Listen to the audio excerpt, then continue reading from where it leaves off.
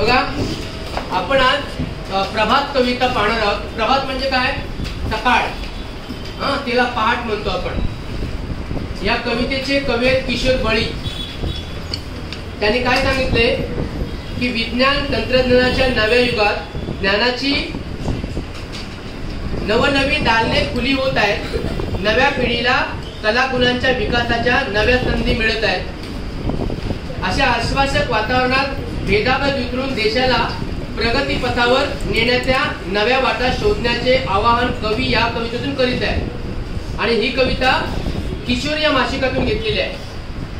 लक्षात ठेवा की आपल्याला जर जगाला, या आपल्या विश्वाला नवीन प्रगतीपथावर, आजकाल तंत्रज्ञान माहिती तुम्हाला, तंत्रज्ञान टेक्नॉलॉजी ज्याला म्हणतो आपण, ही टेक्नॉलॉजी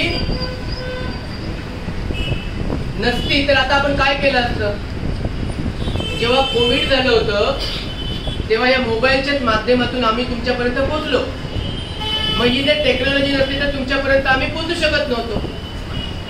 तर या नव्या युगात टेक्नॉलॉजी सगळ्यात श्रेष्ठ ठरलेली आहे. म्हणजे सगळ्यांना मोबाईल हाताळता यायला पाहिजे. How to handle mobile, computer. मग या माध्यमातून आपण शिकतो.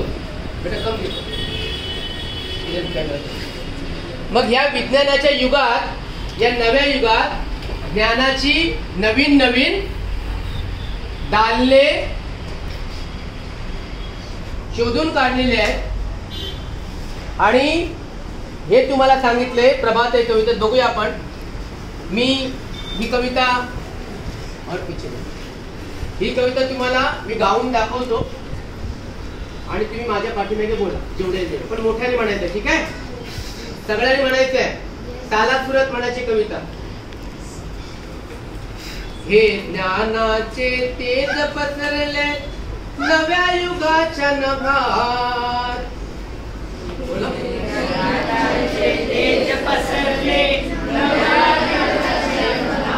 हे ज्ञानाचे तेज पसरले नव्या युगाच्या नभात.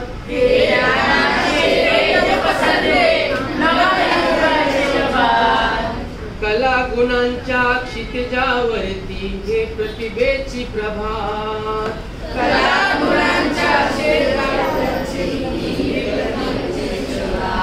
भव्य पटांगण बाग मनोहर, भव्य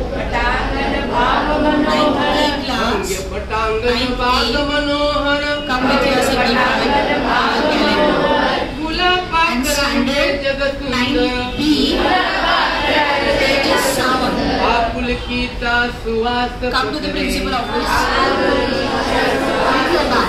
मनामनांती इथे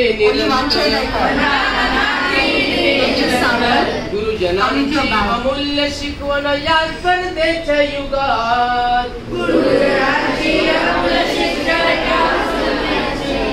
कला गुणांच्या क्षितिजावरती ही प्रतिभेची प्रभात.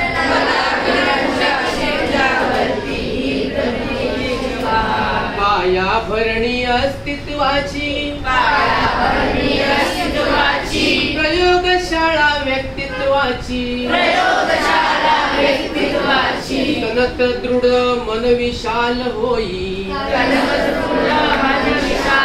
इथे रुजवणक त्या तत्वांची, विचारधारा तीच वाहते नका नसात रणरागात.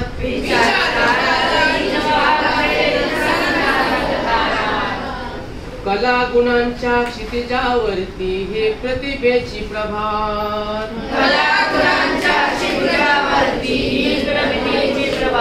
नवीन स्वप्ने नवीन आशा, नवीन स्वप्ने नवीन आशा, ही प्रगतीची नवी परिभाषा. परिश्रमाने अभ्यासाने उन्नत बनू आपल्या देशा. मिटून सारे भेद चलारे मानवतेच्या युगात.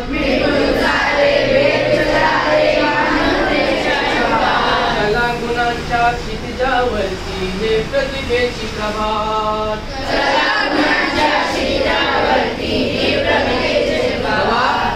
कवीने सांगितले हे ज्ञानाचे तेज पसरले नव्या युगाच्या नभात, कलागुणांच्या क्षितिजावरती ही प्रतिभेची प्रभात.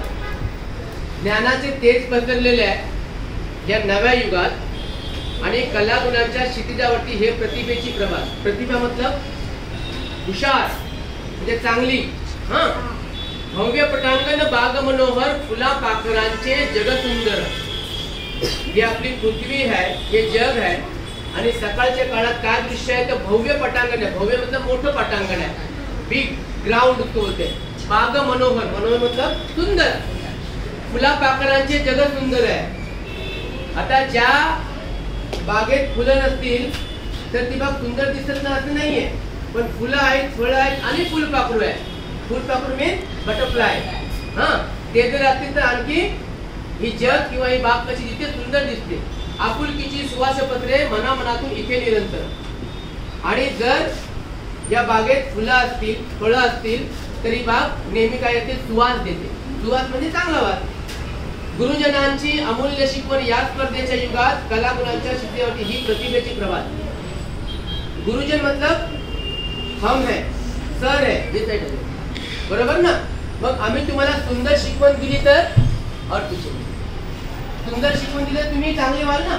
म्हणून त्यांनी सांगितलं गुरुजनांची अमूल्य शिकवण आहे. अमूल्य मतलब चांगली शिकवण आहे, बरोबर ना. पायाभरणी अस्तित्वाची प्रयोगशाळा व्यक्तित्वाची. फाउंडेशन अगर पक्का हो जाएगा, तुम्हारा फाउंडेशन अच्छा है, तुम स्कॉलर बनते हैं.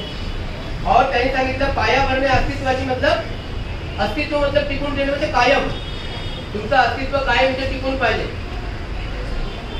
राहणं प्रयोगशाळा व्यक्तित्वाची. तन सदृढ मन विशाल होई. जर असं जग असेल, तन मतलब शरीर, सदृढ मतलब चांगलं निरोगी ज्याला म्हणतो आपण. मन विशाल होईल, मन मतलब माइंड कैसे हो जाएगा, बड़ा हो जाएगा. अगर ऐसे सिच्युएशन रहेगा तंत्रज्ञानाच्या युगात हे सगळं होईल असं सांगितलंय. इथे रुजवणूक त्या तत्वांची रुजवणूक व्हायला पाहिजे. रुजवणूक मतलब क्या होता है, जो सीड है ना, समजो बी है, सीड है, त्या बियाची रुजवणूक जर चांगली झाली तर चांगलं काय येतं, झाड येतं. काय होतं, चांगलं झाड येतं, बरोबर की ना. और पिछे चांगलं झाड येतं म्हणजे चांगलं त्याला प्लांट येतो, त्याला आपण रोप म्हणतो. रोप मतलब पौधा बोलते होतो. पायाभरणी जर चांगली झाली, जर तुमचं फाउंडेशन जर चांगलं झालं, बचपन में ही अच्छी आदतें अगर आपको लग गई तो आप बड़े होकर अच्छे हो जाएंगे. अगर मेरा बेस भी कच्चा है तो आप 10th में या 9th में अच्छे मार्क्स आपको नहीं मिल सकते. नवीन स्वप्ने नवीन आशा. नवीन स्वप्ने नवीन आशा मतलब क्या होता है, नवीन सपने और नवीन आशा. ही प्रगतीची नव परिभाषा. परिभाषा मतलब क्या होता है, डेफिनेशन. जर तुम्ही नवीन स्वप्न बघितले, नवीन जर आशा ठेवलं तर आपला देश प्रगती पथावर जाईल. कळलं ना. नवीन स्वप्ने नेहमी बघायला पाहिजे. का बघायला पाहिजे, आपल्या प्रगतीसाठी, आपल्या प्रोग्रेससाठी. आणि नवीन आशा ठेवायला पाहिजे. जर तुम्ही आशा नाही ठेवली तर तुम्हाला काहीच मिळणार नाही, बरोबर ना. ही प्रगतीची नवी परिभाषा परिश्रमाने अभ्यासाने. बघा काय सांगितलंय, ही प्रगतीची नव परिभाषा. ही प्रगतीची नवी परिभाषा परिश्रमाने अभ्यासाने. नवीन परिभाषा प्रगतीची. प्रगती मतलब प्रोग्रेस. परिश्रमाने अभ्यासाने. परिश्रम केलं, परिश्रम मतलब क्या, कष्ट. आणि अभ्यासाने. जर तुम्हाला स्वतःला डेव्हलप व्हायचं असेल तर आपण अभ्यास करायला पाहिजे, श्रम करायला पाहिजे.